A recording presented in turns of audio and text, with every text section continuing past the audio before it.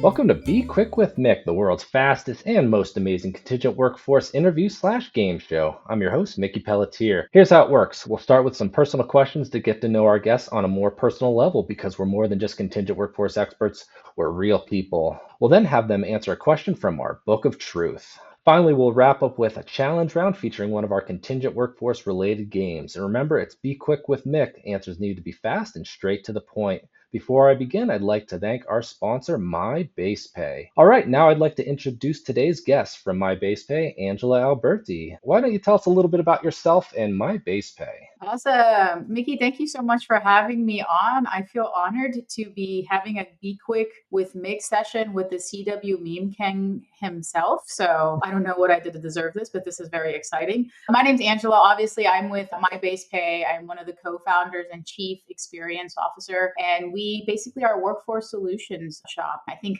there's three primary competencies that we handle. We're an employer of record for W-2 and employee equivalents all throughout the globe. We are an agent of record, meaning we classify and oversee the independent contractor experience and liability for ICs all over the world. And we are also a vendor of record. We like to delve into the world of workforce solutions. Well, we're so glad to have you here. So if you're ready, let's get personal. Question number one. If you could have dinner with any three people, dead or alive, who would they be? Okay, dinner with three people. Number one, it would definitely be my great grandmother, who was like a second mother to my mom. And I'd love to meet the woman that helped morph my mother into the person that she is. She died 5 years before I was born, so didn't have a chance to meet her, although she did reach 101. I would also love to meet Gandhi for many obvious reasons and Mother Teresa. So I think what an amazing dinner that would be to have Gandhi, Mother Teresa, and my great grandmother speaking on all things peace, unity, love, and progression. That's really special. That's a great selection of people. Good answer. Next question. What is a movie or TV show you can quote from memory? Oh, for sure, Forrest Gump. Like,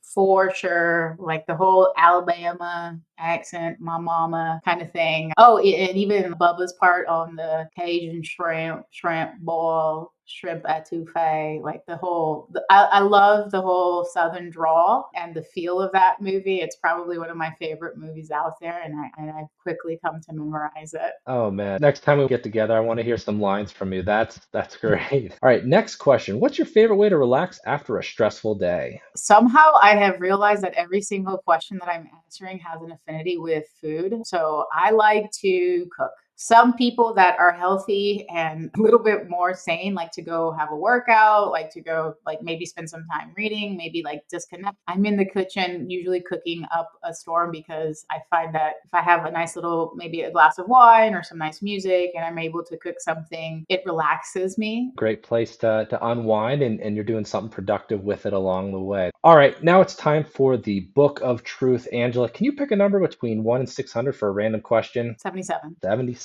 Let's see what we got here. Do you usually send serious or humorous greeting cards? Why? Humorous all the time. I don't know. So I think I remember when my niece graduated from high school and I sent her like a birthday card, like something completely unrelated. And I think that there's just always a good time to find humor, unless of course it's a serious situation. You don't want to do humor for like a grievance card or something like that. Yeah, something to think about, something for everyone to think about. All right, Angela, now it's time for our challenge round where you will be put to the test to think on your feet to answer some contingent workforce related questions. Here are your options of challenges. Pick one and I'll explain the rules. There's the yes no opinion gauntlet, word association, never have I ever, finish the sentence, or would you rather. I'm going to go with finish the sentence. I'll start a sentence and you have to briefly finish it however you see fit with the first thing that comes to mind. There is no right or wrong answer, and we'll get through as many as we can in under 60 seconds. All right, what excites me most about the contingent workforce industry is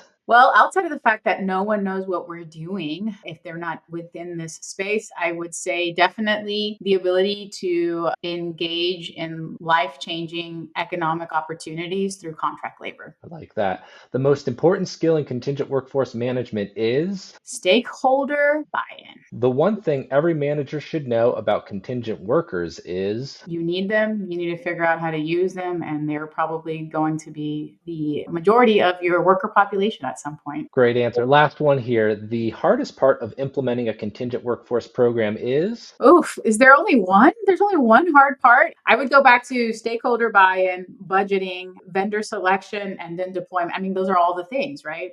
There's not just one hard thing. There's no right or wrong answer, and there oftentimes is not just one answer either. So, no, that was great, Angela. I want to thank you so much for taking the time to be on today's show, having some fun with us. Thank you, everybody, for listening in, and hope you all have a great day. Thanks, everyone.